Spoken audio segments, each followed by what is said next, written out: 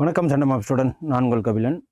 நம்ம இன்றைக்கி என்ன பார்க்க போகிறோம்னா, தமிழ்நாடு கைடு சீரீஸ்ன்னு சொல்லிட்டு தமிழ்நாட்டில் இருக்கிற புவியியல் அமைப்பு வரலாறு, அதுக்கப்புறம் தமிழ்நாட்டில் இருக்கிற மொழி வரலாறு, தமிழகத்தை பற்றின எல்லா விஷயத்தையும் நம்ம ஒரு 110 சீரீஸாக பார்க்குறோம். அதில் இன்றைக்கி நம்ம பார்க்க போகிறது தமிழகத்தோட கல்வி வளர்ச்சி. ஸோ தமிழகத்தோட கல்வி வளர்ச்சி அப்படின்னா ஆஃப்டர் இண்டிபெண்டன்ஸ் மட்டும் நம்ம பார்க்கக்கூடாது. ஃப்ரம் ஆதி காலத்துலேருந்து, ஏன்னா நம்மளோட சங்க இலக்கியங்கிறப்பே அது வந்து கிமு நூற்றாண்டில் போயிடுது. அதுக்கப்புறம் வந்து திருக்குறள் உலகத்திலே பெரும் பழமையான ஒரு அறநூல் அது. ஸோ இந்த அளவுக்கு நம்மள்ட்ட கல்வி இருக்கும், அந்த காலத்துலேருந்தே வந்துக்கிட்டு இருக்குங்கிறதுக்கு ஒரு அடையாளம் இந்த திருக்குறள், தொல்காப்பியம், அப்புறம் வந்து நாலடியார், அதுக்கப்புறம் 14 கீழ்கணக்கு நூல்கள், 14 மேல்கணக்கு நூல்கள் போன்ற ஏகப்பட்ட நூல்கள் நமக்கு சான்றாக இருக்குது. ஓகே, அது இல்லாமல் தமிழுக்கு மட்டும்தான் முதற்சங்கம், இடைச்சங்கம், கடைச்சங்கம் சொல்லிட்டு சங்கம் வளர்த்து நம்ம தமிழை வளர்த்துருக்கோம். ஸோ இதெல்லாம் கல்வியில் ஒரு இது. கல்வி எப்படி வந்து சொல்லிக் கொடுப்பாங்க அந்த காலத்தில் அப்படின்னா, குருகுல கல்வி மாதிரி இந்த ஒப்பிவித்தல். ஓகேவா, யார்ட்டையும் வந்து இந்த படித்து மனப்பாடம் பண்ணுற பழக்கம்லாம் கிடையாது. ஒரு குருகுலம் மாதிரி இருக்கும், தங்கி நின்று உண்டு உறைவிடம் பள்ளி, அதுதான் குருகுல கல்வி. ஸோ அங்கே அப்போதைக்கு உள்ள காலங்களில் என்னன்னா, ரிக்வேதம், எஜுர்வேதம், சாம அதர்வனம் இந்த மாதிரி வேத பாடங்களை தான் சொல்லி தருவாங்க. ஸோ அதுக்கப்புறம் அந்த ஆரியப்பட்டா வந்தார். அதுக்கப்புறம் கொஞ்சம் கொஞ்சமாக சயின்ஸ் பேஸ்டாக போக ஆரம்பித்தாங்க. ஸோ இதெல்லாம் தான் அதுக்கப்புறம் நமக்கு யார் வர ஆரம்பிச்சிட்டாங்க அப்படின்னா, ஆங்கிலேயர்கள் வந்த பிறகு நமக்கு ஆங்கில கல்விகள் உள்ள ஊடுருவ ஆரம்பிச்சிட்டு. எதனாலனா, ஏன் அவங்க ஆங்கிலத்தை புகுத்துனாங்க அப்படின்னா, அவங்க அட்மினிஸ்ட்ரேஷன் பண்ணுறதுக்கு, நிர்வாகம் பண்ணுறதுக்கு ஆங்கிலம் தெரிந்தவர்கள் மட்டும்தான் நிர்வாகத்தை பண்ண முடியும். ஏன்னா அப்போ தான் கம்யூனிகேட் பண்ண முடியுங்கிறதுக்காக ஆங்கிலத்தை கிறிஸ்டியன் மிஷினரி மூலயமா உள்ளே புகுத்தி எங்கே பார்த்தாலும் ஆங்கில கல்வியை அவங்க வியாபித்து என்ன பண்ணாங்கன்னா கொடுத்தாங்க. ஸோ இது மட்டும் இல்லாமல் நம்மள்ட்ட ஏகப்பட்ட தமிழ் அறிஞர்கள், கவிஞர்கள், அதுக்கப்புறம் ஊவே சாமிநாதர் போன்றவர்கள்லாம் என்ன பண்ணாங்கன்னா, முன்னாடி இருந்த சங்க இலக்கியங்கள்லாம் மொழிபெயர்த்து அவர் அது பேர் என்ன சொல்லுவாங்க, அந்த அச்சு ஓலைச்சுவடில் இருந்ததை பேப்பரில் மாற்றி அதெல்லாம் பாதுகாத்தார். ஸோ இதெல்லாம் தான் நமக்கு கல்வியை மேம்பட்டு தமிழகத்தை வளர்ச்சிக்கின்ற நம்ம தமிழ் லிட்ரஸி ரேட்டும் அதிகமாக இருக்கிறதுக்கு காரணம் இதுதான். ஸோ கல்வி இருந்தால் அந்த மாநிலம் டெவலப்டாக ஆகுங்கிறதுக்கு தமிழ்நாடு ஒரு எடுத்துக்காட்டு. ஸோ இது வாங்க, இது ஒரு 12 பேஜ் இருக்குது தமிழ்நாடு கைடு சீரீஸில். தமிழக கல்வி வளர்ச்சி இந்த இதில் பார்ப்போம். இதில் தமிழ்நாட்டில் எப்படி கல்வியெல்லாம் வளர்ந்தது அப்படின்னு சொல்லிட்டு பார்ப்போம். ஃபஸ்ட்டு, கல்வியில் சிறந்த தமிழ்நாடு புகழ் கம்பன் பிறந்த தமிழ்நாடு என்று யார் வந்து பாடியிருக்கிறார் அப்படின்னா, பாரதியார் வந்து தமிழ்நாட்டை கல்வியில் சிறந்த நாடு அப்படின்னு சொல்லிட்டு பாடியிருக்கிறார். பண்டைய தமிழ் கல்வி முறை எப்படி இருந்துச்சு அப்படின்னா, குருகுல கல்வியாக இருந்தது. ஓகேவா, அது மட்டும் இல்லாமல் சங்ககால மன்னர்கள் கல்வியை ஊக்குவித்தாங்க. ஸோ இவங்கெல்லாம் வந்து கல்வி பயில்றதுக்கு மக்களை நிறைய பாடசாலைகள்லாம் உருவாக்குனாங்க. பண்டைய காலத்தில் ஆரம்ப பள்ளிக்கூடங்கள் மரத்தின் நிழல்லையும் கோயில்கள்லையும் நடக்கப்பட்டது. அதுக்கப்புறம் மேல்நிலை கல்விக்கூடங்கள். ஸோ தமிழக கல்வி வளர்ச்சி நாள்னு சொல்லிட்டு நம்ம தமிழ்நாட்டில் இப்பயும் கொண்டாடிட்டு இருக்காங்க. காமராஜர் பிறந்த நாளான ஜூலை 15ஆம் தேதி, அதையும் நம்ம நோட் பண்ணி வச்சுக்கணும். தமிழக வளர்ச்சி நாளில் கல்வி வளர்ச்சி நாள் ஜூலை 15. ஏன் அப்படின்னா காமராஜர் பிறந்த நாள் தான். எதனாலன்னா, காமராஜர் அவர் ஆட்சி காலங்களில் நிறைய கல்வி கூடங்களை திறந்து வைத்து நிறைய ஏழை மாணவர்களுக்கு மதிய உணவு போட்டு கல்வியை அவர் படிக்கிறதுக்காக அவர் இன்னும் மேற்கொண்டு நிறைய விஷயங்களை செஞ்சார். ஓகே, அதனால அவருக்கு தமிழக கல்வி வளர்ச்சி நாளாக ஜூலை 15 கொண்டாடுவாங்க. ஓகேவா. ஸோ பல்லவர்கள் காலத்தில் கல்வித்துறையின் முன்னேற்றம் காணப்பட்டது. பாண்டியர்கள் காலத்தில் கல்வி நிலையான நிலையங்கள், சாலைகள் அதெல்லாம் அமைக்கப்பட்டிருக்கு. முதல்ல மேலை நாட்டு கல்வி முறையை அறிமுகப்படுத்திய பெருமை யாருக்கு இருக்குன்னா, கிறிஸ்துவ சங்கங்களையே சாரும். ஓகேவா, ஆங்கில கல்வி. அதுக்கப்புறம் 16ஆம் நூற்றாண்டில் போர்ச்சுகீசியர்கள் உள்ள வந்த பிறகு தமிழ்நாட்டில் முதலாக சமய தொண்டினை அவங்க செய்ய ஆரம்பிச்சு இயேசு சங்கம் அப்படின்னு ஒன்று ஆரம்பிச்சு கல்வியை அவங்க பரப்ப ஆரம்பித்தாங்க. ஓகே, அடுத்து இயேசு சங்க பாதிரிமார்கள்லாம் என்ன பண்ணாங்க அப்படின்னா, அருட்தந்தை பெர்னாட்ஸ் போன்றவங்கலாம் என்ன பண்ணாங்க, இந்த மாதிரி கிறிஸ்டியன் மிஷினரிஸ் மூலயமா கல்வியை மக்களுக்கு அவங்க ஆரம்பிக்கப்பட்டாங்க. இவர்கள் புன்னகையால் என்ற இடத்தில் ஒரு தேவாலயத்தை, பள்ளியையும் நிறுவினாங்க. ஓகேவா, தேவாலயமும் இருக்கும், பள்ளியும் இருக்கும். ஸோ இப்படிதான் கல்வியை மேம்பட்டு வளர்த்தாங்க. மதுரை சமயபுர குழு கல்வி வளர்ச்சி குழு என்னது, சேவை குறிப்பிடத்தக்க சிறந்த அறிவாற்றல் கொண்ட ராபர்ட் டி நொபிலிங்கிறவர் ஒரு பாதிரியார் 1606ஆம் ஆண்டு முத்து கிருஷ்ணப்ப நாயக்கர் காலத்திலேயே மதுரைக்கு வருகை புரிஞ்சு அவர் ஒரு பள்ளியை ஆரம்பிச்சாரு. அதுக்கப்புறம் வீரமாமுனிவர்ங்கிறது யார் அப்படின்னா கான்ஸ்டன்டைன் ஜோசப் வெஸ்கி அப்படிங்கிறவர் தான். இவர் ஒரு 1717ஆம் ஆண்டு முதல் 1742 வரை பணியாற்றினார். ஓகே, எங்க மதுரையில். அப்புறம் ஆற்காடு சமய பரப்பு குழு 1853ஆம் ஆண்டு அமெரிக்காவை சேர்ந்த ஸ்கட்டர் சகோதரர்களால் ஆரம்ப கல்விகள்லாம் ஆரம்பிக்கப்பட்டது.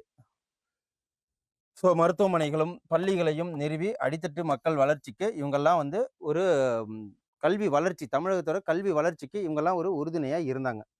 அப்புறம் இக்னேஷியஸ் லயோலா என்ற சமய பரப்பு குழு சென்னையிலையும் இப்போதையும் லயோலா கல்லூரி இருக்கு இல்லைங்களா?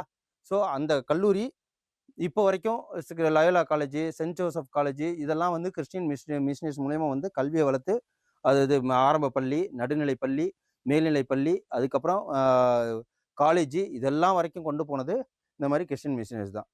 அதுக்கு முன்னால் குருகுல கல்வி தான் பெருசாக இருந்தது. தமிழ்நாட்டில் அரேபிய மற்றும் பாரசீக கல்வி முறை மதராசுகளில் மூலம் பரப்பப்பட்டிருக்கு. ஆங்கிலேயர்கள் வருகைக்கு பின் தான் தமிழகத்தின் கல்வி வளர்ச்சி அதிபயங்கரமாக இருந்தது. ஓகே, 1813 பட்டய சட்டத்தின்படி இந்தியாவில் மேலை நாட்டு கல்வி வளர்ச்சிக்காக ஆண்டுக்கு 1 லட்சம் ரூபாய் நிதியை ஆங்கிலேய பாராளுமன்றம் ஒதுக்கினது. இங்க இந்தியாவில் கல்வியை வளர்க்கணும் அப்படின்னு சொல்லிட்டு எப்போலேருந்து 1813 1819ஆம் ஆண்டு பள்ளிக்கூட புத்தக சங்கம் ஸ்கூல் புக் சொசைட்டி தொடங்கப்பட்டிருக்கு.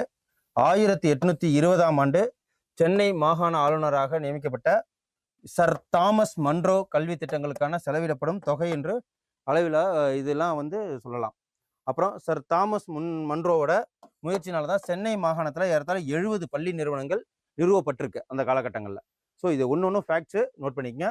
1822ஆம் ஆண்டு கல்விக்குழு எஜுகேஷன் கமிஷன் ஒன்று ஆரம்பிக்கப்பட்டது. இது நமக்கு டிஎன்பிஎஸ்சி கொஸ்டின்ஸ் வந்திருக்கு. எப்போ கல்விக்குழு ஆரம்பிக்கப்பட்டது அப்படின்னா 1822. அப்புறம் பொதுக்கல்வி வாரியம், போர்ட் ஆஃப் பப்ளிக் இன்ஸ்டிடியூஷன் சொல்லிட்டு ஒரு அமைப்பும் உருவாக்கப்பட்டிருக்கு மாவட்டம் வாரியாக. அப்புறம் 1823ஆம் ஆண்டு பொதுக்கல்வி இயக்குநரகம் directorate of public instruction AJ Arputhanath என்பவரால் இது முதல்ல இயக்குனராக இருந்து இதை ஆரம்பிக்கப்பட்டது. 1830ஆம் ஆண்டு ஆங்கில கிழக்கிந்திய கம்பெனி வந்து என்ன பண்ணாங்க, ஃபில்ட்ரேஷன் தியரி அப்படின்னு சொல்லிட்டு ஒன்று அறிமுகப்படுத்தி கல்வியை எப்படி பரப்புறது அப்படின்னு சொல்லிட்டு ஒரு தியரியும் அதில் கொண்டு வந்தாங்க.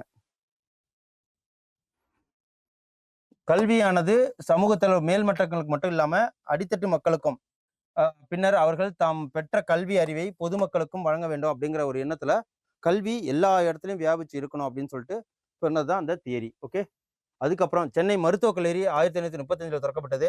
அப்புறம் சென்னை மாநில பள்ளியும் 1836ஆம் ஆண்டு திறக்கப்பட்டது. அப்புறம் 1840 கிறித்துவ பள்ளி, சென்னை கிறித்துவ பள்ளியும் திறக்கப்பட்டது.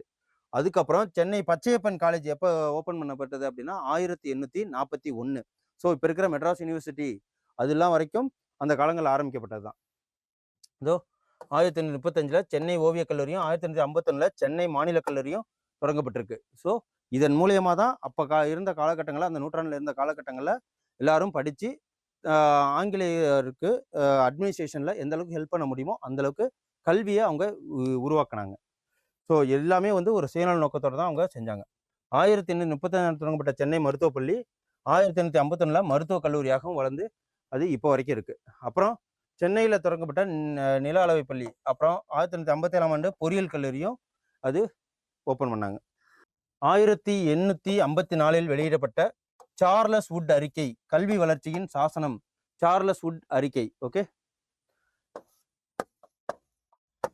சார்லஸ் வுட் டிஸ்பேட்ச்னு சொல்லுவாங்க. ஸோ அதுக்கப்புறம் 1857ஆம் ஆண்டு லண்டன் பல்கலைக்கழக மாதிரியில் சென்னை பல்கலைக்கழகம் உருவாக்கப்பட்டது. அதே மாதிரி அப்புறம் 1882ஆம் ஆண்டு கல்வி வளர்ச்சியை ஆராய அமைக்கப்பட்ட ஹண்டர் குழு, ஆரம்ப கல்வி பெருமளவில் புறக்கணிக்கப்பட்டுள்ளதை கண்டுபிடிச்சு ஹண்டர் கமிஷன் இருக்கு இல்லையா, அது எப்போ ஆரம்பிக்கப்பட்டது அப்படின்னா 1855. ஸோ கல்வி வளர்ச்சிக்காக என்னென்ன கமிஷன்ஸ் போட்டிருக்காங்க அதெல்லாம் நோட் பண்ணிக்கோங்க. கல்வி பொறுப்பை நகராட்சி மற்றும் மாவட்ட மையங்களிடம் அளிக்கப்பட்டது. சென்னை ஆளுநராக இருந்த கன்னிமரா பிரபு 1890 பொது நூலகத்தையும் ஒன்று உருவாக்குனாரு. இப்பயும் அந்த கன்னிமரா லைப்ரரி எக்மோர்ல இருக்கு. அப்புறம் 1891 சென்னையில சட்டக்கல்லூரி அமைக்கப்பட்டிருக்கு. 1929 அண்ணாமலை செட்டியாரால் சிதம்பரத்துல அண்ணாமலை பல்கலைக்கழகம் ஓப்பன் பண்ணி இருந்திருக்காங்க. அப்புறம் 1935 இந்திய அரசியலமைப்பு சட்டப்படி கல்வி மாநில அரசாங்கத்திடம் ஒப்படைக்கப்பட்டிருக்கு. அப்போதைக்கு யாருன்னா சர் ஜான்டின் ஆலோசனைப்படி 6 முதல் 14 வயது வரை உள்ள மாணவர்களுக்கு இலவச கட்டாய கல்வி வழங்கப்படும் அப்படின்னு சொல்லிட்டு அவரு அறிவிச்சாரு. 1953 ராஜாஜி குலக்கல்வி முறையை அறிமுகப்படுத்தினாரு. அது பெரியாரால் கைவிடப்பட்டது போராட்டத்தினால. 1965 தமிழகத்துல மும்மொழி திட்டம் நடைமுறைப்படுத்தப்பட்டது. பட் அப்போதைக்கு இருந்த யாரு அண்ணா அவர்கள் போராட்டம் பண்ணி இரட்டை மொழி கல்வியை தான், அதாவது இங்கிலீஷும் தமிழ் மட்டும் தான் இருக்கணும், மும்மொழி கொள்கைனா ஹிந்தியும் இருக்கிறது. ஸோ அது எதிர்த்தாங்க. தமிழகத்தில் உள்ள கல்லூரிகளில் 1970 தமிழ் பயிற்று மொழியாக அறிமுகப்படுத்தப்பட்டது. ஸோ இதெல்லாம் கல்வி வளர்ச்சிக்கு உண்டான ஒரு ரா ஃபேக்ட்ஸ் தான். ஓகேவா? தமிழக அரசு 1978 தொழிற்கல்வி அறிமுகப்படுத்திய 17 தமிழகத்தில் 10வது 12வது அதுக்கப்புறம் காலேஜ் முன்னேறு இதுதான் நம்ம பேசிக் கல்வியா இருக்கு. அதுக்கப்புறம் கல்வி முறை இதுதான் 1978 அமலுக்கு வந்திருக்கு நமக்கு. அப்புறம் அடிப்படை உரிமையானது ஆரம்ப கல்வி. இந்தியாவில் கல்வியை அடிப்படை உரிமையாக்கும் அரசியல் சாசனத்தின் 86வது சட்டத்திருத்த மசோதா 2002 நாடாளுமன்றத்தில் நிறைவேற்றப்பட்டிருக்கு. அதை விட ஒவ்வொரு குழந்தையும் கல்வி பெறுவது அவசியம். கல்விங்கிறது ஒரு ஃபண்டமெண்டல் ரைட்ஸுங்கிற மாதிரி இதை கல்வி ரைட்ஸே வந்துருச்சு நமக்கும். அப்புறம் குழந்தைகளும் இலவச கல்வியை அளிப்பதற்குண்டான சட்டம் 2009 நிறைவேற்றப்பட்டிருக்கு. இப்போ 14 வயசு வரைக்கும் அனைவரும் கட்டாயமா கல்வி கொடுத்தே ஆகணும். அது கவர்மெண்ட்டோ இல்லை கார்டியன்ஸோ பேரண்ட்ஸோ கண்டிப்பா அவங்கள வேலைக்கு அனுப்பாம கம்பல்சரியா அவங்கள பள்ளிக்கு அனுப்பி ஆகணும். அப்புறம் இவர் சட்டங்களும் 2010 ஏப்ரல் 1 முதல் அமலுக்கு வந்திருக்கு. ஓகே. 1848 டாக்டர் ராதாகிருஷ்ணன் தலைமையில பல்கலைக்கழக மானிய குழு ஒன்று அமைக்கப்பட்டிருக்கு. ஸோ இதெல்லாம் கல்வி வளர்ச்சிக்கு இம்பார்ட்டன்டான ஒரு விஷயம். 1953 டாக்டர் ஏ லட்சுமண முதலியார் தலைமையில இடைநிலை கல்வி குழு. ஓகேவா? இது பாத்தீங்க ராதாகிருஷ்ணன் இவர் தான் செப்டம்பர் 5 டீச்சர்ஸ் டேவா கூட கொண்டாடுவோம். ஓகே. அதே மாதிரி 1953 டாக்டர் ஏ லட்சுமண முதலியார் அவர்களால இடைநிலை கல்வி குழுவும் ஒன்று அமைக்கப்பட்டிருக்கு. அதுக்கப்புறம் 1964 டாக்டர் TS கோத்தாரி தலைமையில தேசிய கல்விக்குழு கோத்தாரி கல்விக்குழு இப்போ என்ன பண்ணியிருக்காங்க அப்படின்னா, சமச்சீர் கல்வியெல்லாம் வந்திருக்குல்ல, அதே மாதிரி தான் கோத்தாரி கல்விக்குழு வைக்கப்பட்ட இது பரிந்துரைப்படி 10-12+3 கல்வி முறை நாடு முழுவதும் அறிமுகப்படுத்துது கோத்தாரி கமிஷனால. எப்போ? 1964. 1986 ஏற்படுத்தப்பட்ட புதிய கல்விக் கொள்கை மனித வளர்ச்சிக்கு ஒரு அதிக முக்கியத்துவம் அளித்தது இந்த கல்வி. இது 1996 ஏற்படுத்தப்பட்ட தேசிய கல்விக் கொள்கை பள்ளிகளில் அடிப்படை கரும்பலகை திட்டத்தை அறிமுகப்படுத்தினது. ஓகே.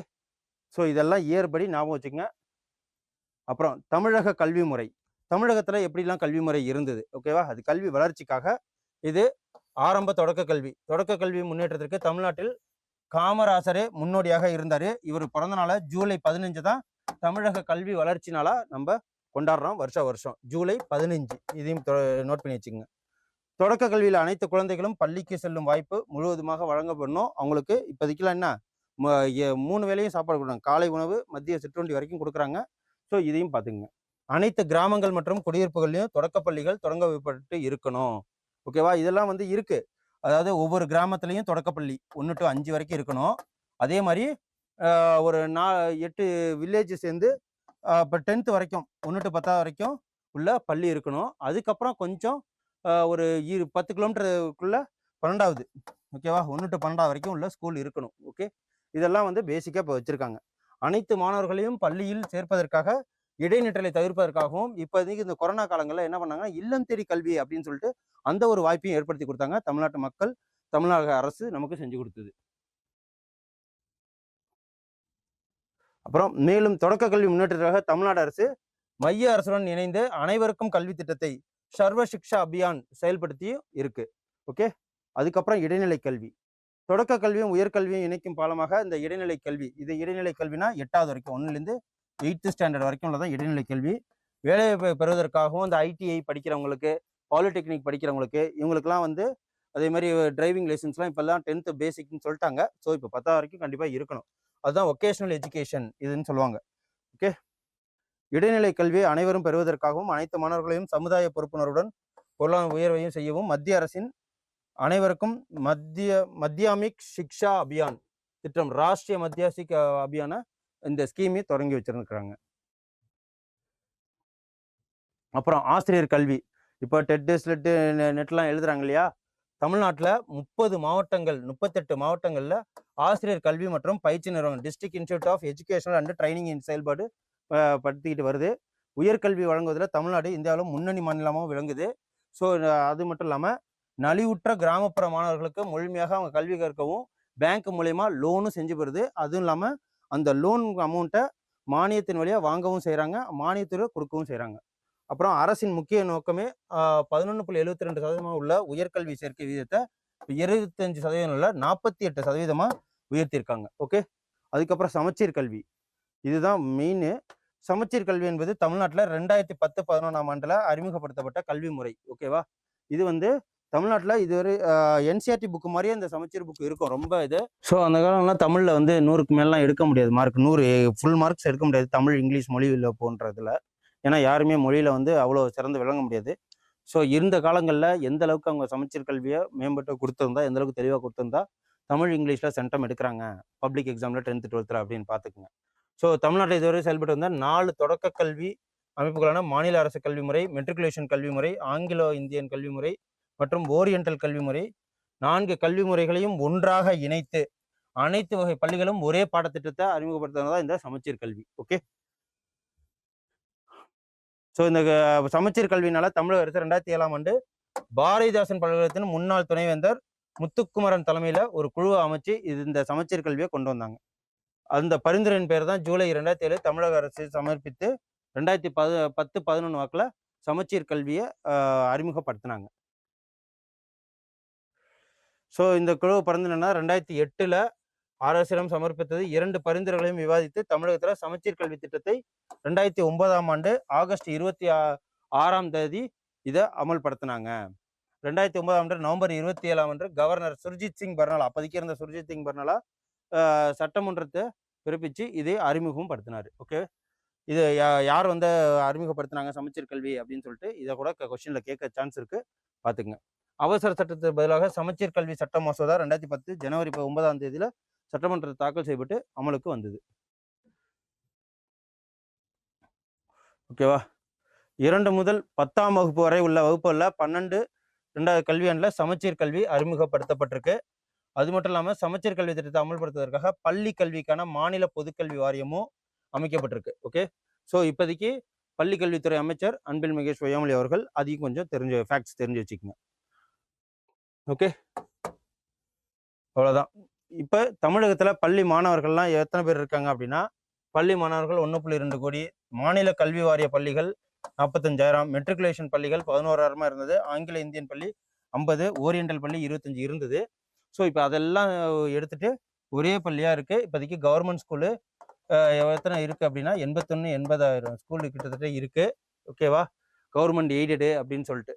ஸோ இதெல்லாம் வந்து நம்ம தெரிஞ்சு வச்சுக்கணும். இந்த சமச்சீர் கல்வி திட்டத்தின்படி ஏகப்பட்ட பேர் வந்து இப்போதைக்கு அந்த நீட் எக்ஸாம் எழுதுறதுக்கும் இந்த சமச்சீர் கல்வியில், ஏன்னா என்சிஆர்டி சிலபஸ் தான் நீட் எக்ஸாம்ல கேட்குறாங்க. அதே அந்த அளவுக்கு இதுலேயும் வந்து நிறைய பாயிண்ட்ஸ் எல்லாம் கொடுத்துருக்கிறதுனால இப்போ தமிழகத்தோட கல்வி வளர்ச்சி எந்த அளவுக்கு இருக்குன்னா, தமிழக புக்கை படித்து ஒருத்தவங்க நீட் எக்ஸாம் பாஸ் பண்ணுற அளவுக்கும், ஐஏஎஸ் ஐபிஎஸ் எக்ஸாம் எழுதுறதுக்கும், குரூப் 1 எக்ஸாம் எழுதுகிற அளவுக்கும் கல்வி அந்த அளவுக்கு பெருசாக வியாபிச்சு நல்ல ஒரு உயர்ந்த அளவில் நம்ம எட்டியிருக்கோம். ஓகேவா, ஸோ இது மூலயமா தமிழக கல்வி வளர்ச்சியை நீங்களே புரிஞ்சுப்பீங்க அப்படின்னு நான் நம்புகிறேன். ஏதாவது இதில் ஃப்ளாஸ் இருந்தது அப்படின்னா கமெண்ட் பண்ணுங்கள், சப்ஸ்கிரைப் பண்ணுங்கள். நன்றி, வணக்கம். Send a map. You dare to dream, we care to accomplish.